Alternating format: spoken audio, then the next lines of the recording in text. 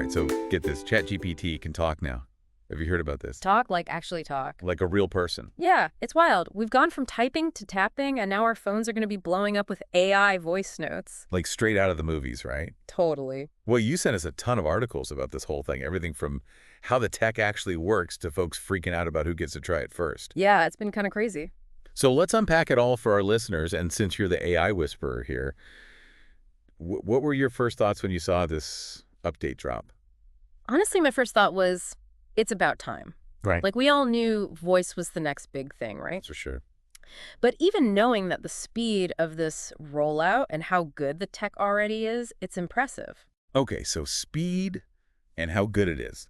Let's break that down a bit. What can this advanced voice mode actually do that's got everyone buzzing? Okay, so think about every annoying thing you've ever dealt with using a voice assistant. Oh gosh, where do I even start? The robotic voices waiting for your turn to talk, it's like they never learned basic conversation skills. Oh, worst. This update actually fixes those things, like you can interrupt, have a back and forth, and what's really cool is that it can understand your tone of voice. Why, hold up. It can tell if I'm annoyed with it. Pretty much, yeah. Is that why it keeps apologizing to me? Well, it can apologize in like 50 different languages. So. Oh, wow. But really, it's more about reading the room, so to speak. Like if you're fire on-off questions, it'll give you short answers. Makes sense. But if you sound relaxed, it might give you more details or even tell you a story. So it's like it knows when to elaborate. Exactly. It's not just about having a voice. It's about sounding like a human.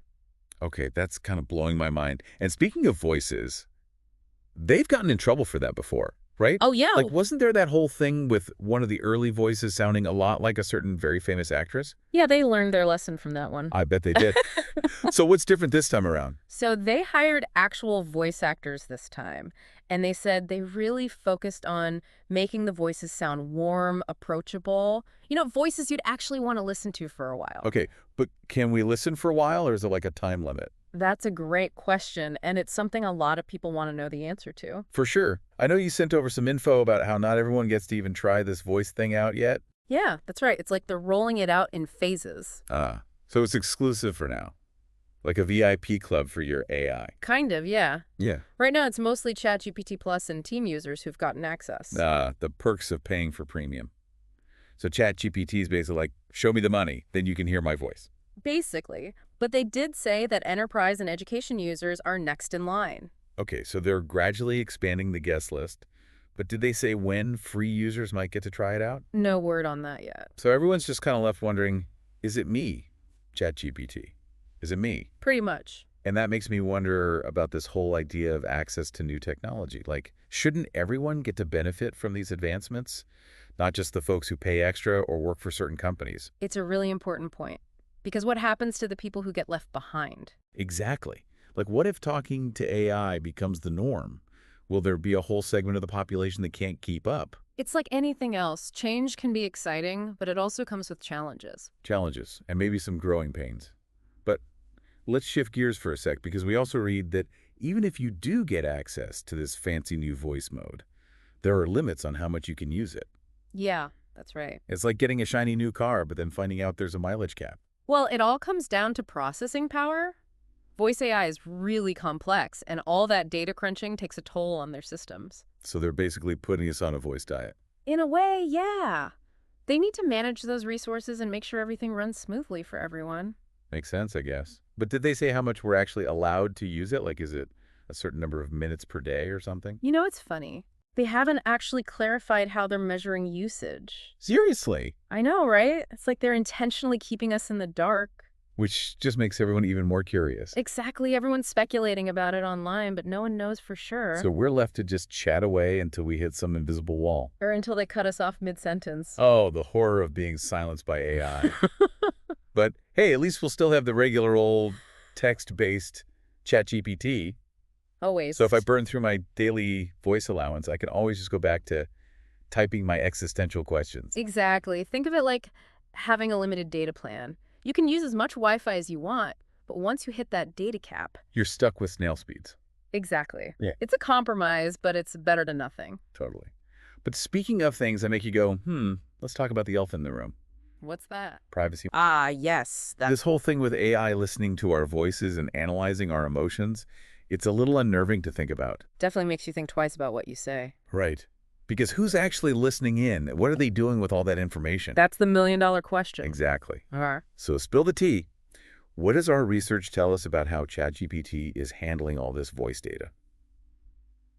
So we're back, and, after diving into all this voice AI stuff, I gotta say, it's a lot to process. Yeah, it's like every time we think we've got a handle on this whole AI thing, they throw us another curveball. Right. It's exciting and overwhelming all at the same time.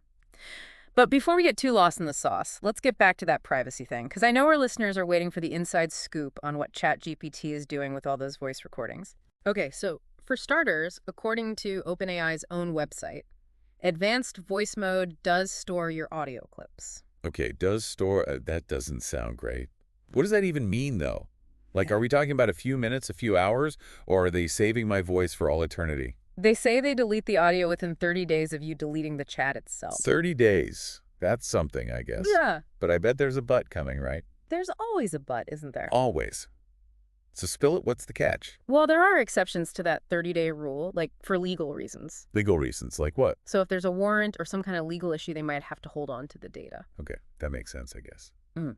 But are there any other exceptions we should know about? Yeah, they also mention using your data to train their models. Ah, yes, the classic, we promise we'll delete your data unless we decide to use it to make more money situation. Well, they do say it's opt-in, meaning you have to give them permission to use your voice data for training purposes. Right, but let's be real. How many people actually read those terms of service agreements? I know, I just click agree and hope for the best. Me too.